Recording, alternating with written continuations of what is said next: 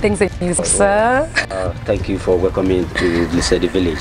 So you're going to take me through the Nguni villages? Yes, I'm going to do that. I'm going to take you to all the villages that we have here in Teti. Okay, where do we start from? We're going to start in the first village, the Zulu village, so you can me. Okay. All right. Okay. Shall we?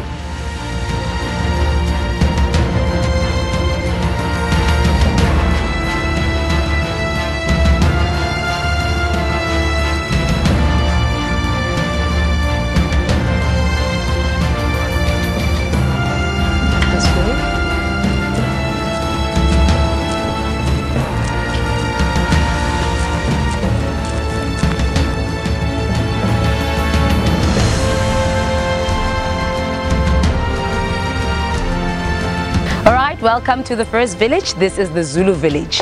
Zulu people are all the way from KwaZulu-Natal, and up there, can you see? That's our Zulu warrior. He's the spy for the Zulu people, our security guard. But before we enter inside, I would love for us to focus on those piles of stones right there. Okay. Okay, come with me. These piles of stones, we call them Isivivani. That means a place of good luck. Normally when a Zulu villager has a journey away from home, he or she will come up here, roam around, find a stone, pick it up. But it must be away from the pile. He or she will then spit on it like this, excuse me, and throw it to the pile. Why are they doing that? They are communicating with their ancestors, informing them about their journey away from home, asking for protection to keep them safe and alive. Oh, that's beautiful. All right, you want to do the same thing? Yeah. Okay, the bigger the stone, the bigger the luck. Don't take the small one. Take the big one. All right, okay, now we are safe to go inside and ask for permission. Oh, thank you very much. Okay, come with me.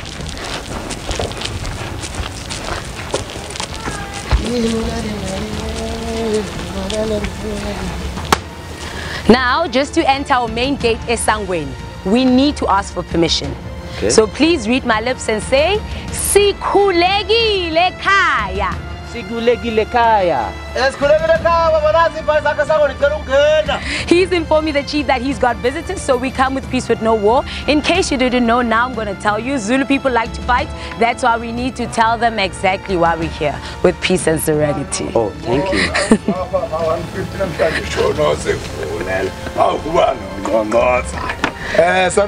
Yebo. Oh, Yebo, you know it. Yebo. I've heard about Zulu people. Oh, that's good. Let's go inside.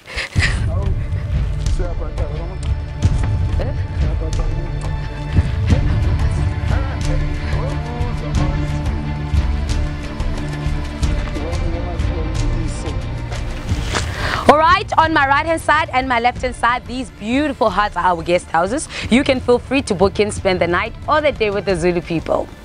And also, Zulu people have the most respectful way in how they greet. They do it with a handshake, and it goes like this. Sawubona, unjani, ngiyaphila. Simply means hello, how are you? I am fine. Would you like to do the same thing? Yes, I will. All right. Sawubona. Yebo. You need to say sawubona. Oh, sawubona. Unjani. Ujani. Ngiyaphila. Oh, very, very good. I love that. Okay, just to show respect to our chief, we need to thank him by saying Siyabonga. Siyabonga. Siyabonga mkhulu. Okay, right in the middle of the village, this is the cattle kraal. This is what we call Isibaya. This is where we keep all our cattle. Okay. I'll tell you, cattle are very important to us, simply for food, clothing, most importantly, a bride price ilobola. Okay. To marry a Zulu woman, you need to pay 11 cows. 11 cows for what? If you want to get married, you need to pay 11 cows. Is that not too much? No, it's not too much. I mean, for me, it's 107 cows. Oh. Just kidding. But if you're a Zulu man and you don't have any cows at all, that means you wouldn't be able to afford yourself a wife. So those are sleepless nights for the man, because they are not able to pay for a wife. Oh. But like those men who has lots and lots of cows, they can marry to lots and lots of women. Women? But you know, so polygamous is accepted? It is acceptable. So, that's lovely. Okay. Okay, you want to go inside and meet the villagers? Come on this way, please.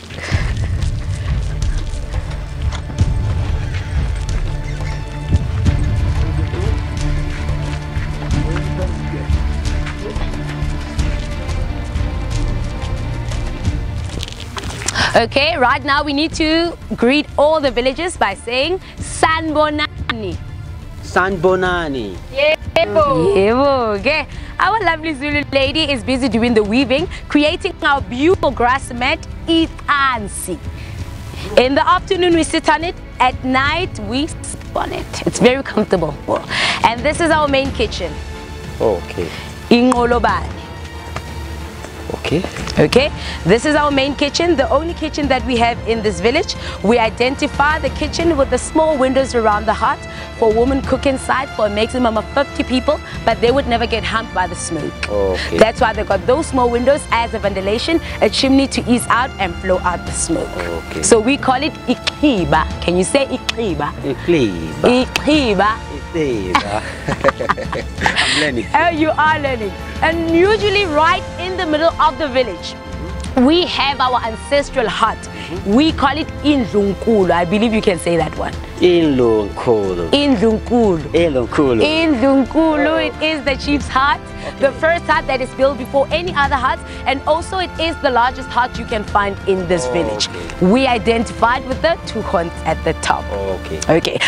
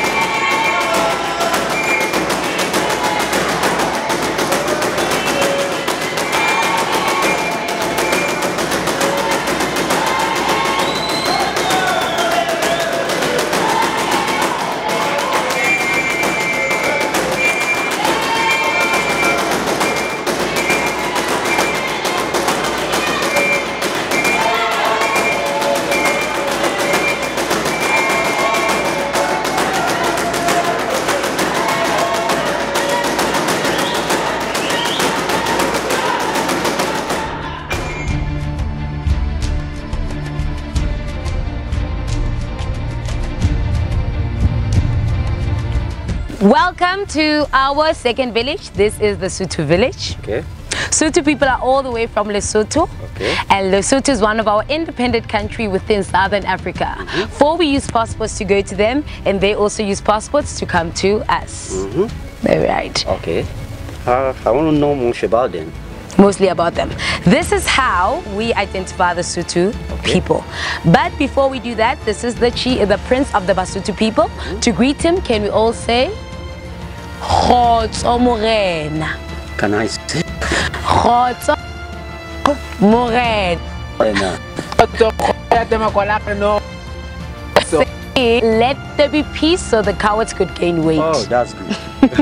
This is how we identify as Sotho, with the chronicle hat and the colorful blanket. Okay. The chronicle hat represents their mountain kingdom, Tababusihu, the mountain of the night. And the colorful blanket shows that it is icy cold during the winter time in Lesotho. And the boots. The boots elaborate that they were the first man to be recruited in the mining industry. Oh, you mean the Sothos are miners? Yes, they are miners.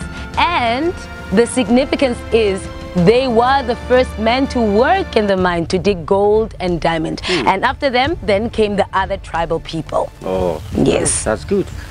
Okay, now let's just thank him by saying Rialebuha. Rialebuha.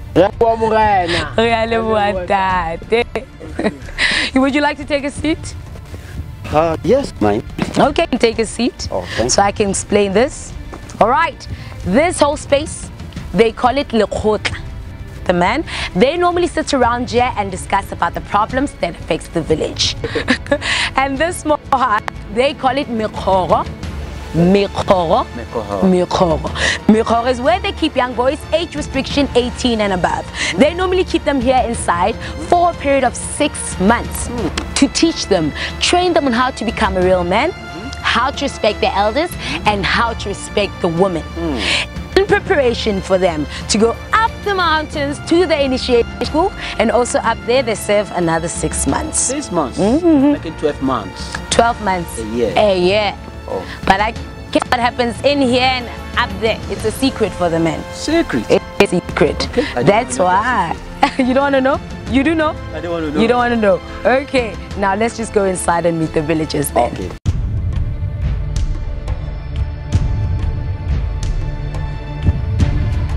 Alright, let me climb up here. This beautiful painting is a memorial of King Moshoeshoe I. Okay. King Moshoeshoe I was the first man that saved the Basotho people during the Mfecane Wars. Okay. The Mfecane Wars was the wars that was started by King Shaka Zulu together with his warriors when he first introduced the short stabbing spear Iqwa. Remember that spear? Yeah. Yes. King Shaka Zulu would attack all these tribes during the night. But when he went to attack the Basotho people, he didn't know what he was up against. He was up against the peaceful man, which is King Moshoeshoe I. Okay. His goal was to save his people. So by so doing that, he would gather his people, took them up the mountains to save them from the warriors. Okay. And whenever he would wake up as early in the morning, these are the words that he used to say. Kebona lesedi, ileboha lesedi. That means I see the light, and I also thank the light that me and my people are still alive. Yes. That's interesting. It is, hey? Yeah. And also, this whole space, we call it lesedi. It means light. It is from his wise words. Oh, that's interesting. Okay, you want to go inside and meet the villagers? Yeah, I can't wait. Let's go. Give me a hand.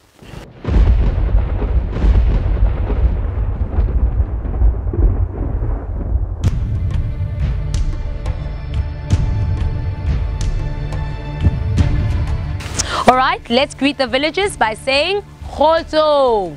Photo. Khoto. Right over here, our lovely Sotho lady is busy grinding sorghum, brown corn, and they call it mabele. When she is done, she will then prepare what they call motoho, that's the soft porridge. Have you heard soft porridge before? Yes. Yes. So they will prepare the soft porridge, and they normally enjoy it early in the morning. Okay. Okay. And to marry a Sotho woman, you need to pay 11 cows. 11 cows, just like plus 2 horses. plus 2 horses. Plus 2 horses. Okay. I'll tell you why. Lesotho is situated in the mountains. So when a man wants to marry a woman, he would have to bless her family with 2 transports. Those are the horses. And they call them bajapere. That means they recycle the horses, slaughter and eat.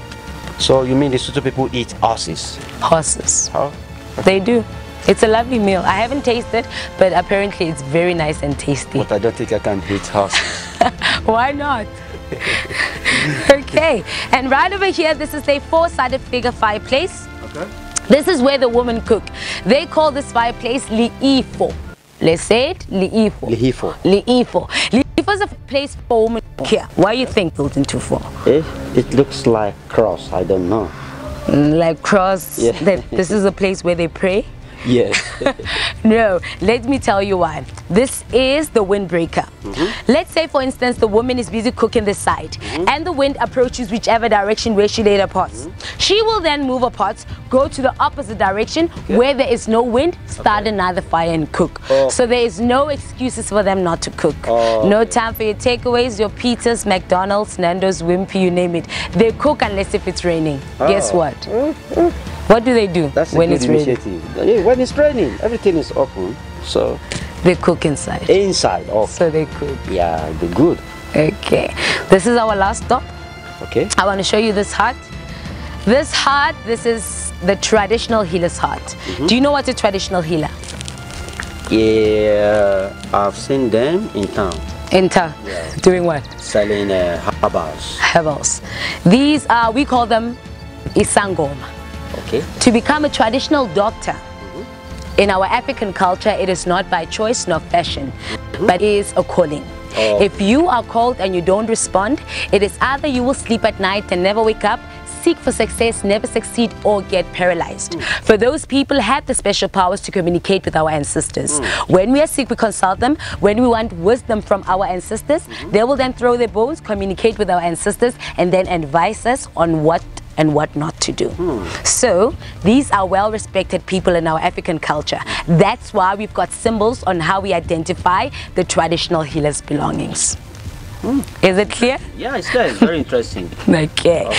Okay, now we just need to thank them by saying Rea leboha. Rea leboha. Rea leboha. Rea leboha. Okay, let's go to the next one.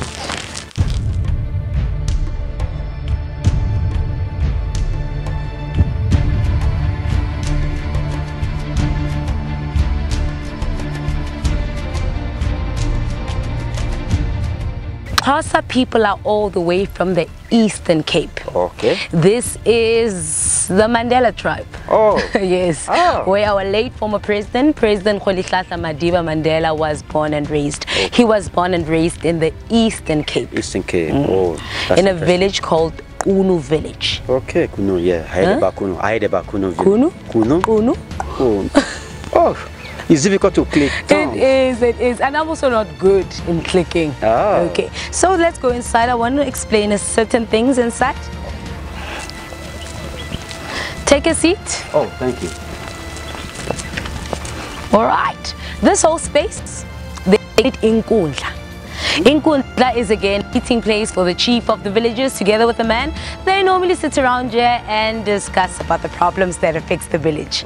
So women are not allowed to be here. They are prohibited. They are inside doing the cooking, the cleaning, taking care of the kids, and gossiping. Okay. But even men, they like to gossip. They like to pretend. They like to pretend it's some kind of special meeting, but they know that they're talking about us. Okay, I'm enjoying that. So they are gossiping. Yes. And I would like to tell you how many cows you need to pay when you get married to a Xhosa woman. How many? 11 cows too. But if she's from the royal family, you have to pay 26 cows. 26 cows. Because she is a princess. She's a princess. Oh, I see. And this mini transport come through. This transport, they call it isilei, a sledge in English. Okay. Once the villagers are done harvesting from the field, they'll put all their crops in here, and this beautiful mini coupe will be pulled by 2 cars. The reason why I call it a sledge is because it slides whichever destination they would wish it to be. Okay. All right. Are you ready to go inside and meet the villagers? I can't wait. Let's go. Right in the middle of the village, this is the cattle kraal. They call it ubuhlanti. Okay. The reason why its gate is facing the main hut is because of the chief. Okay. The first thing that he wants to see is his wealth. Not his wife, not his kids, but his cows, his wealth. Remember that cows back in those days was wealth. They didn't have money. So the more cows you have, the more wealthy you are. Let's go. That's interesting. Xhosa people have 2 rules, 3 rules per se, if they go inside. Okay. The ladies are first. They sit on the right hand side. Okay. The gentlemen they follow. They sit on the left hand side. And when you go inside, for the doors are low, you need to bow. To show respect again to the villagers inside. Okay, I need to bow when I'm going inside. Because now the door is low, automatically you'll bow. Oh. And also the significance of you bowing is to show respect to the villagers inside. That. And maybe for those who are not sure about their gender, they normally sit in the middle. Oh. So you'll be sitting in the middle. Are you sure about your gender? Are you sure I'm gonna sit in the middle? I don't know. I want to see when you go inside. Oh, okay. Okay, you can go. Okay.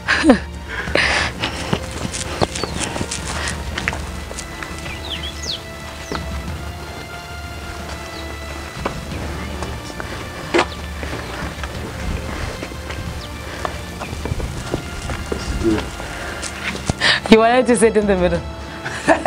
Okay, you might be asking yourselves why the women are seated on the right and the men on the left. Must I tell you why? Yes. Women are always right. Okay, they are always right. And men are left behind. Okay. But the important reason is the direction of the door. When the enemy wants to attack, he would normally open the door towards the right hand side, and the door will be protecting the woman. The enemy will be exposed to the man, so the man has to be full armed at all times so they can protect the woman. Not forgetting all those cows they needed to pay to get married to one woman. Investment, you need to be protecting it. I'm enjoying that. Okay, and right in the middle of the hearth, this is their fireplace. Women cook here, but they would never get harmed by the smoke. That's why they got two beautiful circular windows as a ventilation, a chimney to ease out and flow out the smoke. Our lovely young Xhosa lady is busy grinding corn. When she is done, she will then prepare what they call umpokoko. It's umpokoko. It's pap mixed up together with sour cream. Oh. Have you tried that meal? No, but I've eaten pap before. Yeah, so it's pap mixed up together with the sour cream. It's a nice, lovely meal for the whole family, I tell you. Oh. Okay, and this is their stable food, umngqosho, samp and beans. Okay. To prepare this dish, it takes a longer period of time. So the ladies, the mamas, the girls, they will wake up as early in the morning to prepare this dish, come back around noontime so they can serve it to their loved ones. Okay. That's interesting. It is. And lastly but not least, the two smoking pipes. One belongs to the man, the other one belongs to the woman. Tell me, which smoking pipe do you think belongs to the woman? The short, the long one. Why? Yeah. Why? I don't know. Because you said the women are always right in Xhosa. You are right. You're right. I'll tell you now. The short smoking pipe belongs to the man. Not because they are short, but men are strong. When they have their legal tobacco in here, pull out the particles, they're going to receive it in a split of a second, and they're going to receive it stronger and more concentrated. That's why they use the short smoking pipe. The long one is for the women, not because they are tall, wear high heels, or whatever reason it may be. It's because women are fragile. When they have their legal tobacco in here, pull out the particles, they're going to receive it in a longer period of time, and they're going to receive it weaker. Another important reason, listen to this one, when they go to the field to harvest, they normally carry their babies behind them. You see, when they pull, the smoke wouldn't go at the back to harm the baby. It will go to the opposite side. So that's why they use the long smoking pipe. They call it umbheka phesheya. Can I pronounce Umbheka phesheya. Umbheka phesheya. Very good. Xhosa people, we identify them with the tongue-kicking sound. Now, our lovely villagers are going to sing for us a beautiful click song that was sang by our late Mama Africa, Mama Miriam Makeba. Uqongqothane selekabele gqithapha uqongqothane igqirha lendlela uqongqo selekabele gqithapha uqongqothane igqirha lendlela uqongqothane selekabele gqithapha uqongqothane igqirha lendlela uqongqo selekabele gqithapha uqongqothane. Let's give them a beautiful round of applause. Yeah. Just to thank our lovely villagers, let's thank them by saying Enkosi. Enkosi. Enkosi. Enkosi. This time around, the man has to be first to go outside.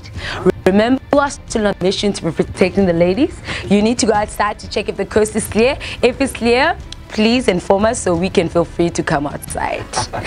You may lead the way.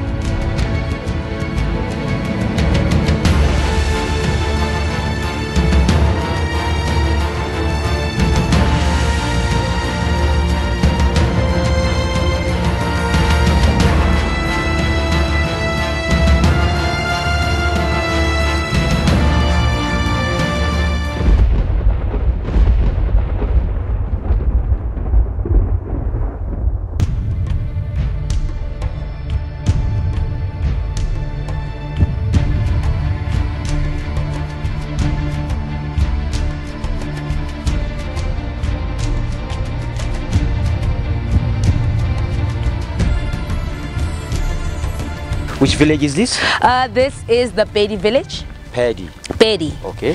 Pedi people are all the way from the northern province. Okay. But today they call it Limpopo province. Limpopo province. Limpopo is a famous river that separates South Africa and Zimbabwe. Okay. And these are the sons and daughters of the great king, King Sikukune, and the rain queen, Queen Mojaji. Oh. Queen Mojaji had the special powers to stop the rain and stop the rain. Even still today, they still honor his spirit by doing the rain dance. That's interesting. Down there is their homestead. They call it Lelapa.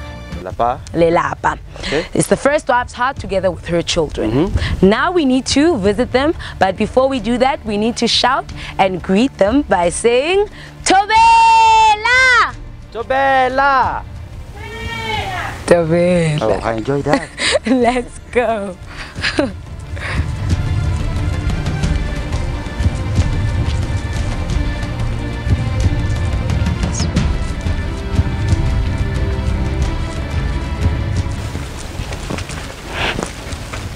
Right, Pedi people recycle cow dung. They polish their floors using cow dung. Okay. You know what's cow dung? Cow dung from cow. Okay. So they polish their floors using cow dung 3 to 4 times a day. The beautiful decorations are done by the fingers or the palm of their hands. It shows that they're enjoying what they're doing. And when it's raining, they can't wait for the rain to stop, or rain stops so I can come back and polish my floors. That's how hardworking they are. You know why they use cow dung? Why? The smell chases away all the mosquitoes and the insects. They're making their floors beautiful, and lastly, they're protecting themselves from dust. Okay. You want to go inside and now meet the villagers? I can't wait to go inside. Okay. Not forgetting the dung pots. Okay. They take mud, mix it up together with the cow dung, and then create those pots. Inside they store the maize, the meal, crushed corn. Yes, only that. That's lovely. Yeah.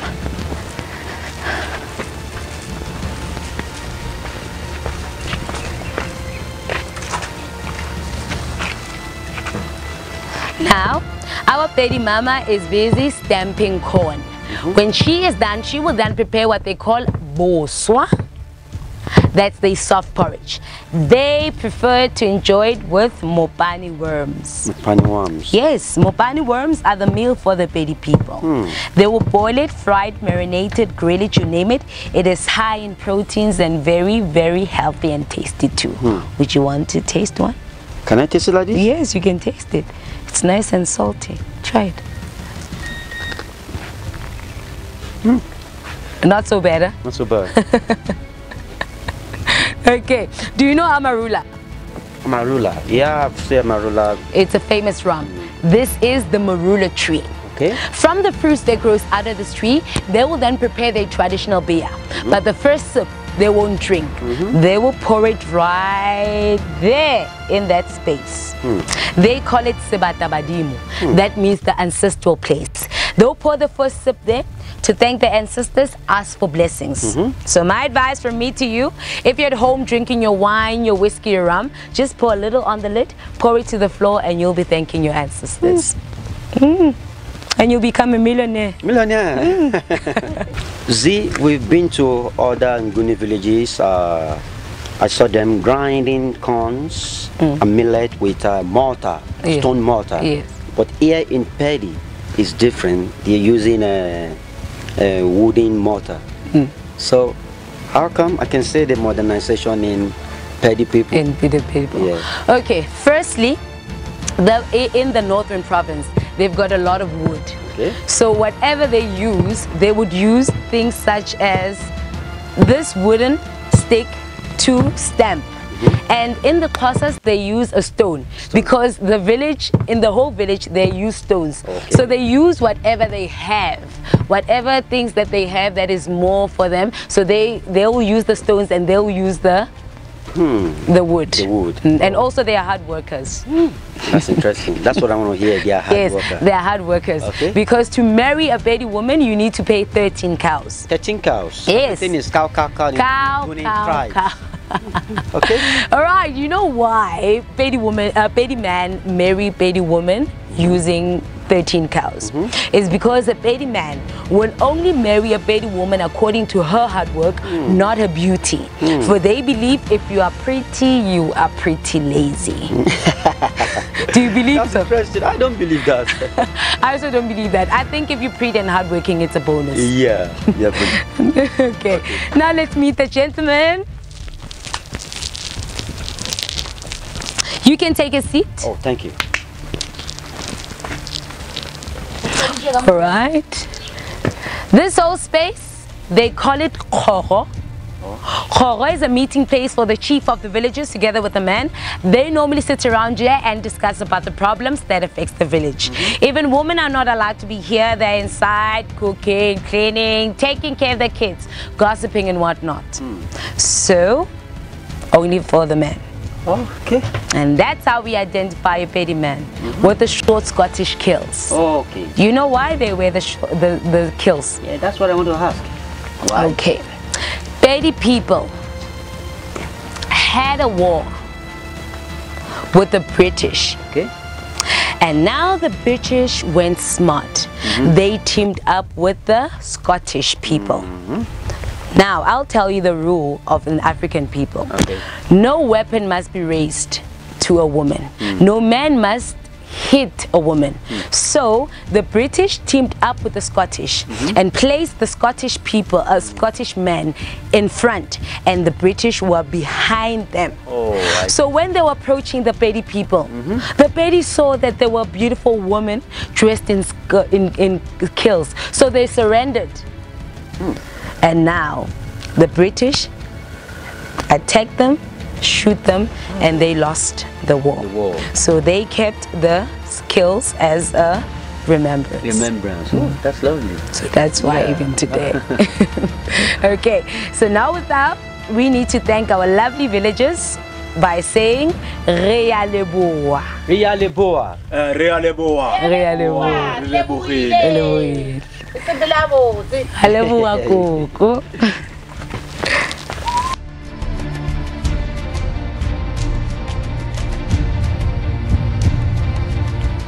Through all these villages, it's quite interesting, and I enjoyed that. Oh, thank you, thank you. I'm proud to be an African, so see you some other time. Thank you so much. Thank you for coming to visit us in Lesedi Cultural Village.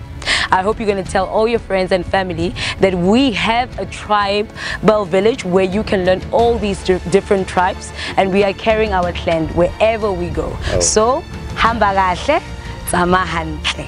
Oh, thank you very much. Thank you so much. Yeah, bye-bye. Thank you. Bye-bye.